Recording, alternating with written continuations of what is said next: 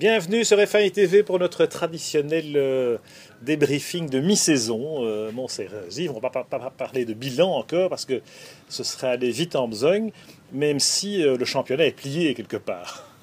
Oui, Pierre, il est clair que c'est un des pilotes Mercedes qui va l'emporter. Hein, ça, c'est sûr.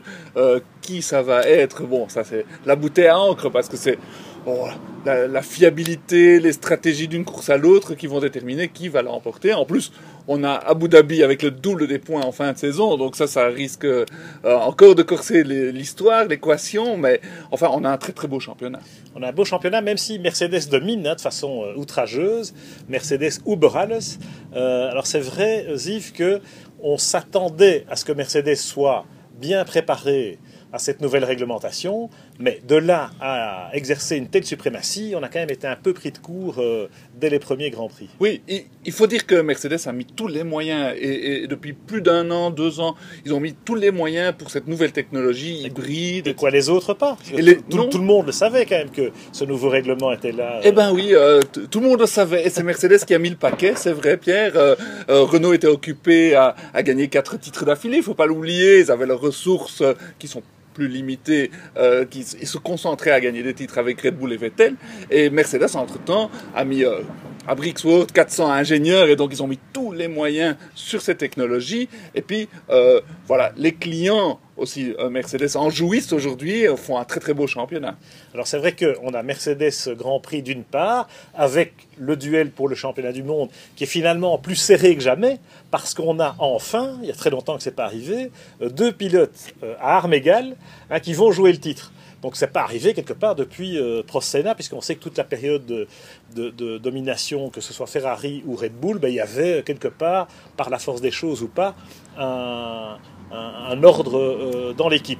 Ici, on savait déjà l'an dernier qu'entre Rosberg et Hamilton, c'était quand même assez proche, même si les pilotes sont très différents l'un de l'autre. Donc finalement, leur qualité s'exprime différemment, mais là, ils sont confrontés l'un à l'autre. C'est vraiment un duel face à face. C'est vrai qu'on s'attendait à ce que Lewis Hamilton, c'est un talent phénoménal, souvent on le compare à Ayrton Senna, on s'attendait à ce qu'il bouffe tout cru, ce Nico Rosberg, mais c'est une bonne surprise. Nico Rosberg a vraiment énormément de talent lui aussi, c'est une personnalité plus posée, moins sujette à des humeurs, un garçon qui est bien rodé, aussi corporate, qui sait comment s'exprimer, parce que Pierre, on essaie de nous la jouer Prost-Senna, mais dans le fond, on a 2 pilotes et 2 caractères qui savent très bien leur rôle à jouer à l'intérieur de cette multinationale qu'est Mercedes, et que c'est vrai que c'est flamboyant, mais c'est pas flamboyant comme à l'époque. Ils ont leur passé respectif, que ce soit Lewis chez McLaren, Nico qui a eu un apprentissage relativement discret, les années Williams, et puis finalement chez Mercedes, il a quand même passé 3 saisons avec Michael Schumacher. Donc Rosberg, on se rend compte aujourd'hui qu'il a véritablement la carrure pour affronter un calibre comme Lewis Hamilton pour le championnat. Alors, en vitesse pure, on continue à dire que Lewis a le petit quelque chose de plus, même si, en regardant les chiffres, ça se joue vraiment sur peu de choses. Et finalement, c'est plus sur la fiabilité, sur la réussite, peut-être le sens de la course de Rosberg que la différence est faite jusqu'à présent. Oui, déjà, il faut se souvenir que Rosberg nous avait étonné avec Michael Schumacher. On s'attendait aussi à ce qu'il est beaucoup plus difficile, dur. D'ailleurs, bon, saluons Michael qui fait des progrès, donc on a une petite pensée pour lui. Et Rosberg, donc, il nous étonne. Il est beaucoup plus solide que beaucoup l'auraient cru. Il a toutes ses chances d'emporter ce championnat, au même titre que Lewis Hamilton. J'ai l'impression que ça va jouer plutôt sur le mental, Ziv. Et là, alors même si, théoriquement, en tout cas ce qu'on voit, Rosberg semble plus solide, plus équilibré, plus en harmonie que Lewis Hamilton, Lewis m'a quand même étonné par la force de caractère dont il a fait preuve, y compris dans la période difficile, avec beaucoup de malchance, parce qu'on a vu que les problèmes de fiabilité l'ont davantage touché, notamment sur les 2 derniers Grands Prix, et il a du caractère, mais il n'est pas déstabilisé.